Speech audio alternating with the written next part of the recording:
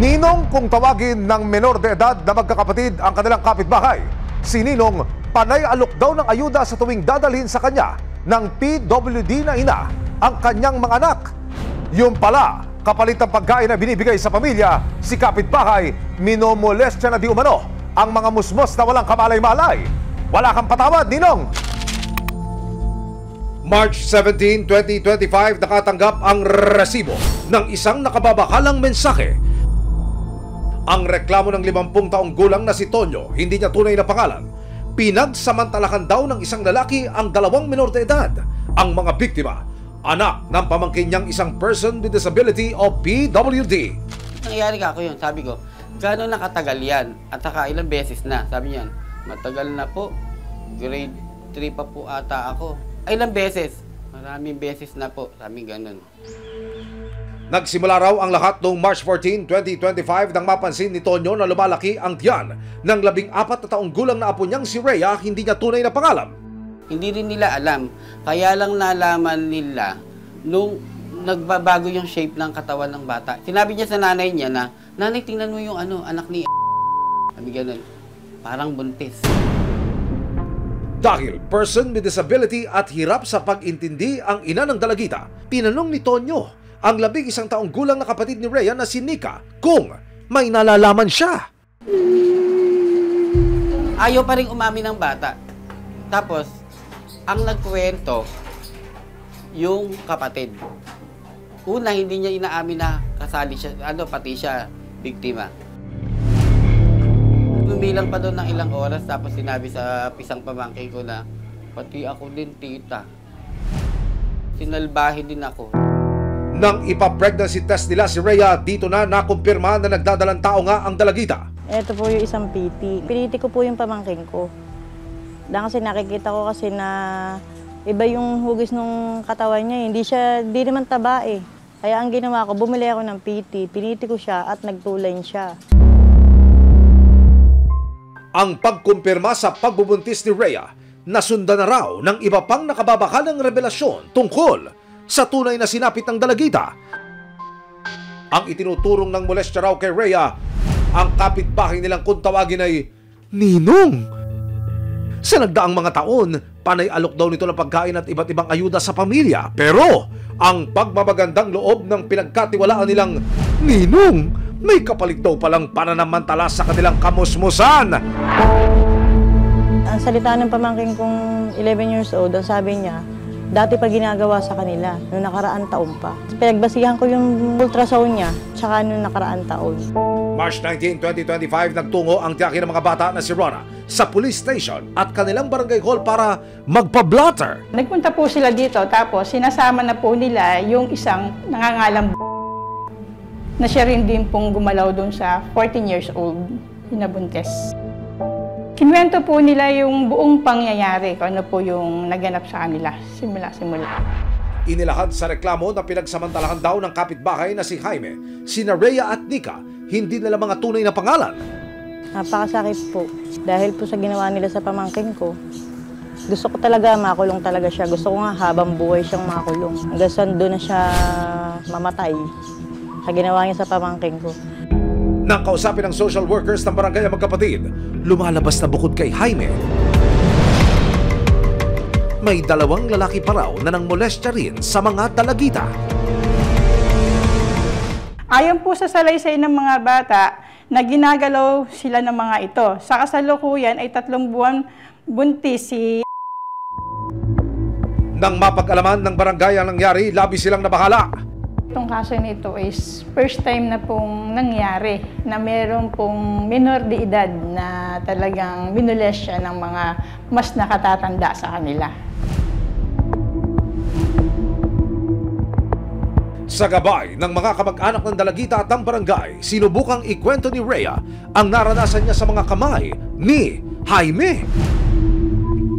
Walang po mag-isabi, tawag niya ako. Pero tulog po siya. Tulog po siya. Ang kapatid ni Rhea na si Nika, buong tapang na ikinwento ang kanilang kalbaryo.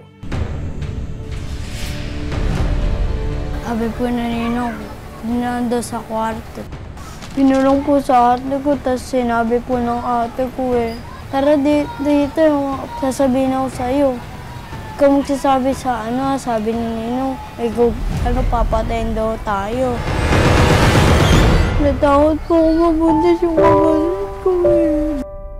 Nang lumabas ang resulta ng ultrasound ni Rhea, nalaman ni Tonyo at Rona na 6 na buwan nang nagdadalang tao ang dalagita.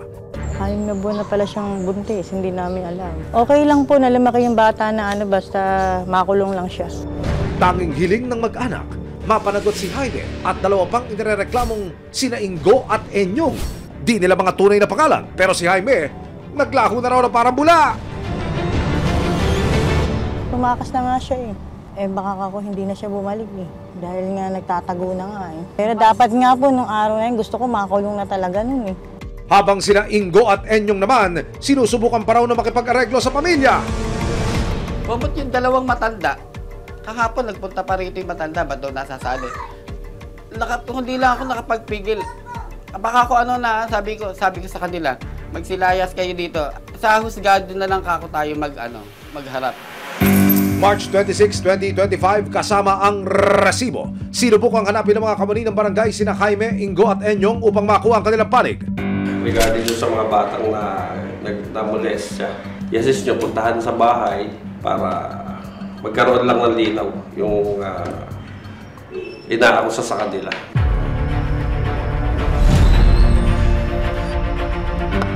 Unang pinuntahan ng barangay ang lugar ni Ingo, pero wala raw ito sa kanilang bahay. Tinry po nating kunin yung kanyang panig, subalit hindi po natin inabutan sa bahay. Sabi po ng pamilya, wala raw po doon. Sumunod naman nilang pinuntahan ang lugar ni Jaime na itinuturong tatay di umano ng ipinagbubuntis ni Rhea. Tao po, magandang tanghali po. Ang tanong lang po namin, natin po si... Nag-service po na Arkela. Hindi pa po ba umuwi, ma'am?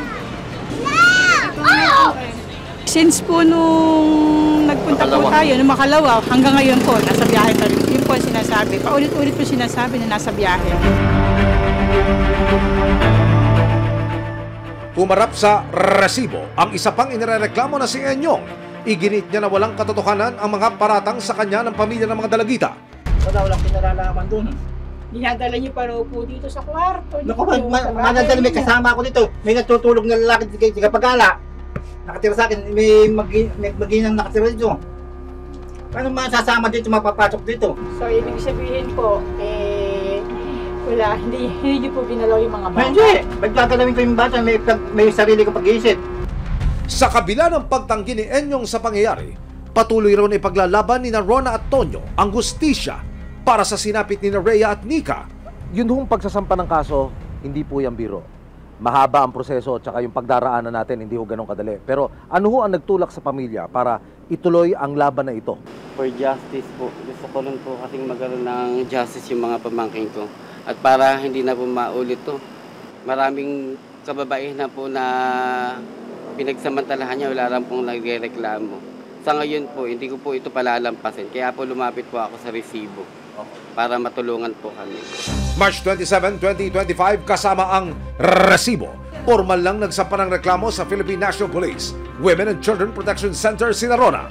Gaano po kahalaga, Madam Colonel, na ma-report ng mga biktima sa inyo yung mga kaso, reklamo, gaya po ng pang-aabuso, pang-momolestya, kasama na ho yung rape? Napakahalaga po nito kasi dito po ay pinapatunayan natin yung dignidad na abuso sa isang babae magkaroon ng proper justice. May mga special attention pa tayo dapat ibigay para sila ay makakuha ng justice. Para kay Nika, magpapatuloy pa rin daw siya sa pag-abot ng kanyang mga pangarap. Mayaman po, huwag po akong maarte kahit saan po. Natakot po akong mabuntis yung kapatid ko Kahit po nag-aaway po kami, mahal ko pa din po yun. Para tulungan si Rhea at Nika sa unti-unti nilang paghilom, sisimula na rin daw ng City Social Welfare and Development Office ang kanilang intervention para kina Rhea at Nika. Yan, kasi hindi natin alam kung pang long term ba yan Kapag kasi ganyan talaga, hindi pa natin talaga maano kung gaano kalalim yung trauma ng bata. Kaya mas mainam po dyan yung long term monitoring tsaka follow up. Kami po sa tanggapan po ng CSWD, talagang yan po talaga ay tututukan po natin para ma-monitor yung kanilang kalagayan. Simula pa lang ng laban ni Rhea at Nika, pero nariyan ang kanilang pamilya at iba't ibang ahensya ng gobyerno para siguruhin ang kanilang kapakanan habang hindi bumibitiw sa pag-asang makakamit din nila ang hustisya para sa di umanong bangungot na pinagdaanan.